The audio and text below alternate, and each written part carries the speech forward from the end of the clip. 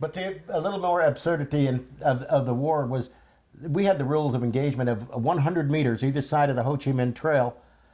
Anything within that area was vulnerable, and we could strike. Although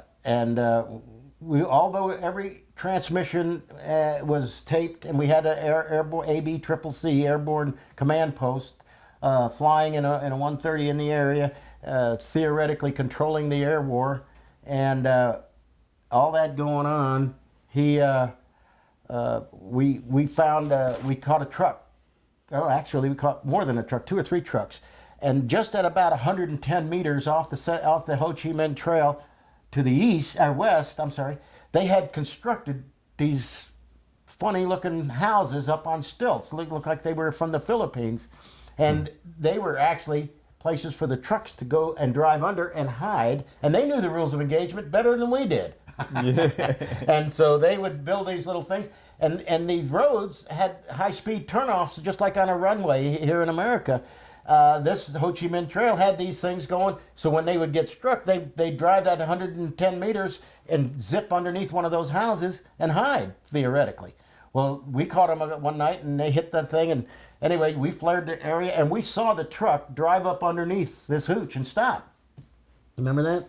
And we had to call, we knew, I guess John knew we were 110 meters. I don't know, probably exaggerated. It could have been 150 meters, but it was beyond the trail, our 100 meters. And so we had to get permission to attack the target. So we called up with the coordinates of the location of that house to ABCCC, and we said, we got a vehicle there.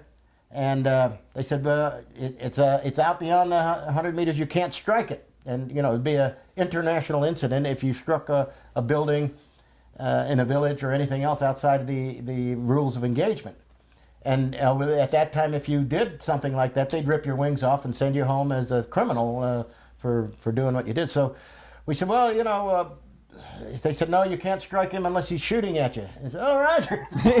He's shooting. And then the next thing is, John says, hey, I think he's shooting at us. Oh, yeah, they're shooting at us. So, so they gave us the clearance to go in. And we struck it, and the truck blew up and all, we got him. And then they came out with these new rules, and they said, okay, now, they said, who verified that you were being shot at? And I said, the guy in my navigator or something. And they said, oh. So then they came out with rules now. He had to be a forward air controller. Well, these guys were forward air controllers too. So we would also very often we'd do that same thing again in the future or in other missions, and we would call on the radio. I got a truck at XYZ, and then he would come on the radio with another voice saying, and Roger that, and he's being I could see bullets coming up at us from it, and Roger going in hot or something. So as long as that was on tape, we could strike them. Then they said, okay, now has to be another airplane. No more same airplane verifying their own. And we're wondering whose side these guys are that's giving us all these orders, why we can't strike these targets. And so then we had another airplane, had to call it. And then pretty soon on the Ho Chi Minh Trail, whenever anybody called and said, hey, I've got a truck 125 meters east of the trail or west of the trail, and then all of a sudden, and he's shooting at me, or I'm being shot at, or something like that, or that came out, any aircraft within it, they go on the guard and say, Roger, I confirm, bullets coming up, and so we were cleared in hot once we got shot at. And that's how you had to fight that war over there, with the politics and the rules that these poor guys in Afghanistan are doing today. And that's my only political. Did you guys ever pull any stunts on each other, any practical jokes, do something in somebody's airplane, lock him in his hooch, anything you ever did to each other? Was anybody a jokester? You were a jokester. Yeah, but I didn't do any of that.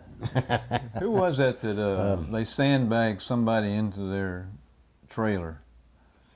Oh but no, we didn't do any of that. We didn't do much of that. No. So, would you?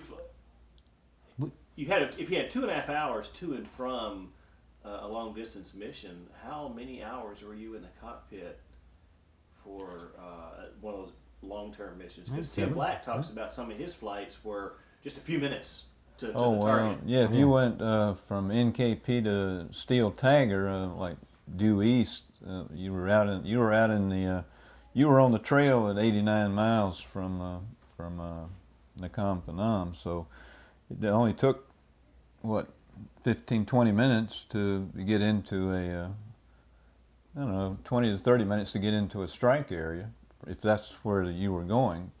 But if you went to barrel roll, it was a long way up there and a long way back, and you would have a 4.5, 5 hour mission.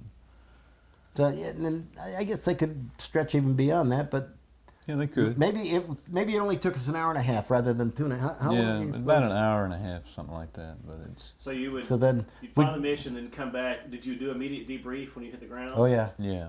we had a debrief at the TUOC. I forgot. As I recall, most of our missions probably averaged 2.5 to 3.5 hours, something like that. And then the barrel roll, they would run 4.5 to 5.5. Yeah. And then you sit around literally a bonfire and swap lies until the bar opened. When did the bar open? Oh, the bar was open all night It was- long. But okay. what we would do is we would sit around the bonfire until the last crew was on its way home or something like that, and then we'd all head to the bar. And so that was usually in the early morning of 4 or 5 o'clock, I guess. And See, when we got over there, sometimes we'd go right after the bar. If you came back from a mission, you didn't sit around the fire; you go straight to the bar. It depends on your mission. when we got over there in December of '66, the TDY group, of course, was over there at that time, and they'd Big Eagle. been over there since June of '66.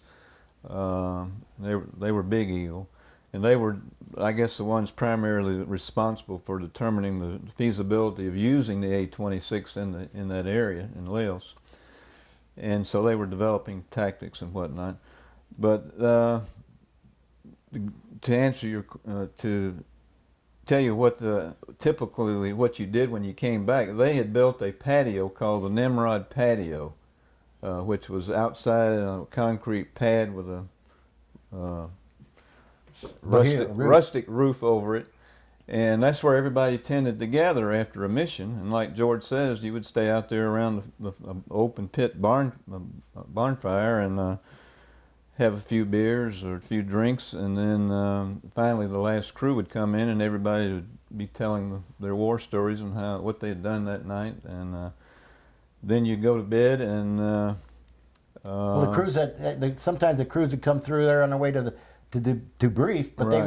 we would tell them what we ran into if we had just come back or on their way to their briefing before they went to fly, about maybe at 10 and 11 and Yeah. 12 o'clock at night, and then when they got back in the morning. And more than likely there'd be somebody out there when they got back. So that was typically the way we did it, and you would fly, relax around that bonfire, go to bed, get up next day and maybe do some things like go to the cleaners or to the BX to buy something. And we did have a swimming pool. Some guys spent some time at the swimming pool. I didn't spend much time there, and then you would get ready to go fly again. And when I got over there, I flew, initially when I got over there, I flew like 22, 23 consecutive nights. And I said, I was thinking to myself at that time, I said, this is going to be a real marathon race to stay over here for, a year for flying every night. But it finally broke down to where you didn't quite fly. I ended up being a scheduling officer, and part of my deal was that no crew or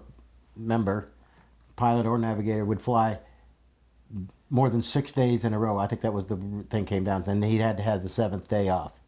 And so that's what we did for a long time. Then we finally got enough crews where we had a little more time off, you might say, where you didn't fly every 6 nights and then a night off. But there were times where we didn't get a R&R because we were hurting for people. We lost some people as well. And so as a result, the pipeline hadn't kicked up enough to bring us replacements, airplanes and people.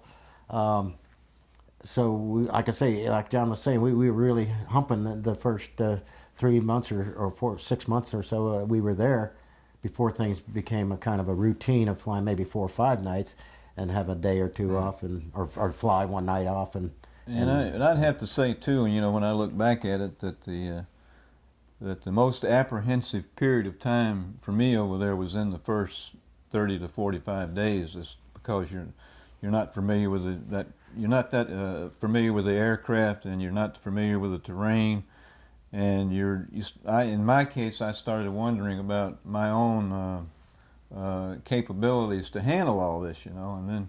Yeah, you put your night on the line every night. You go, you know, you're not used to that. It took a while to be a good combat guy, I guess. I don't know if we ever became a good one. No, and then so that's the most dangerous period for any air crew, I think, is in that first 30 to 45 days, and but then after you get that time in, and then it becomes a routine, and you just do it over and over again. And then God helped us out a lot too. By the monsoons came, and that shut down the trail at times. Weather there, oftentimes when they would burn their fields over there, the entire area up to 10,000 feet would be nothing but smog.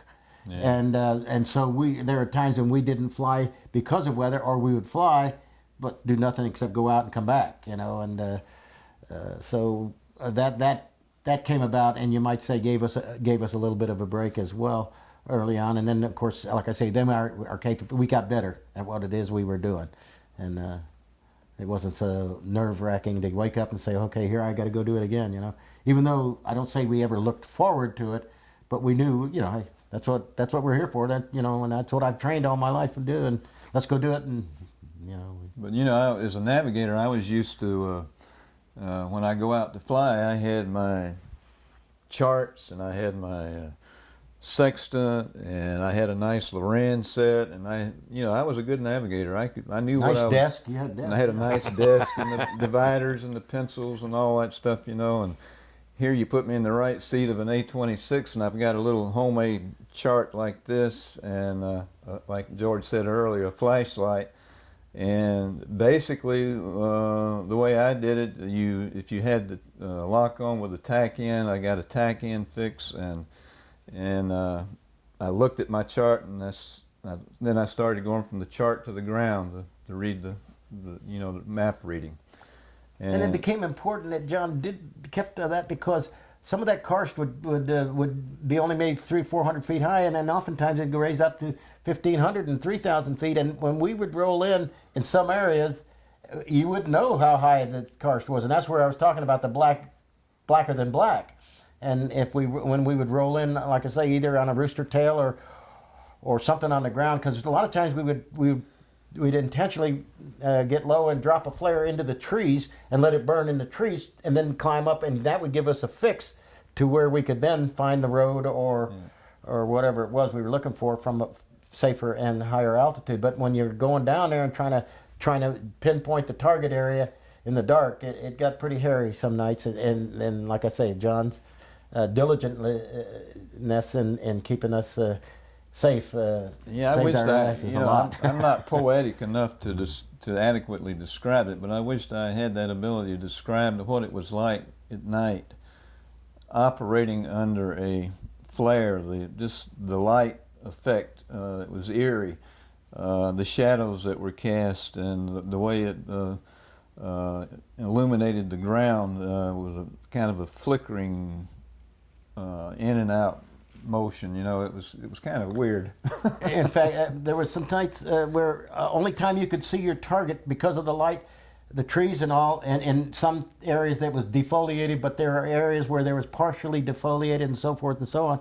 And as the flare moved, because it was on a parachute and it was moving too, and the light was changing intensity as it was nearing its, be either initially or so as it burned itself out, and then things would change, and there were a lot of times where you could only see the truck as you were going up and down the trail straight down the road. And there were a couple of times, then we'd go into our downwind, and then all of a sudden sometimes the flare light would come through some trees, and there you'd see the truck sitting. And oftentimes we would be flying on a downwind, and they just have to whip 90 degrees and go down and shoot at the truck or bomb it or whatever we were going to do. And one time, the old World War II movies, I remember that night when one time we're in the old World War II movies, and of the of the movies, the gun film of the fighters, where they would blow a train up, you know, and you see the thing, and the pilot would fly through it, you know, and this happened to us one night, and as I said, the light changed, and there it was, and I rolled in on that truck, and I started shooting, and you know, you could walk your bullets up and down by moving the nose up and down on the thing, and I just bunted the airplane and put the bullets right into the truck, and just about the time I was getting ready to stop, because we were getting pretty darn close and everything else, and the damn thing blew up. And then we pulled up, and we went right through our envelope, you know, and a lot of people didn't make it through those explosions that generated, because there's a lot of shrapnel and stuff in there too. But somehow we did. But I want Knock to, on maybe to bring this around full circle Yeah. a little bit. George, you know, when he described in the beginning about how our feelings were in regards to the enemy, we went over there with the attitude, I think, to inflict a lot of harm and revenge on the bad guys on the ground. But I developed, over a period of time, I think I developed an attitude to where this was more like it wasn't anything, it's not like a ground troop on the ground and hand-to-hand combat, so to speak. I developed an attitude, this is a kind of a game, you know, it's me against him, and I had no personal vindictive attitude about the guy on the ground. He was trying to kill me, and I was trying to kill him, and we'll see who wins, you know. And so you know, maybe when I started, I may have had some type of a hatred about it, but as I got into it, it was just kind of a business. It was our job. Yeah, it was our job, and We did our job. And I we think did it. that we were lucky to a degree in that we really never saw our what we were. I mean, we Right. saw the explosions, we saw this and that, but we never saw the damage we did to people. Right. I think had I been an Army guy close enough to see, I might have had a little different Yeah. aspect about what it was I was doing. But thank goodness I was able to overcome that. This has been great. Yeah, thank you.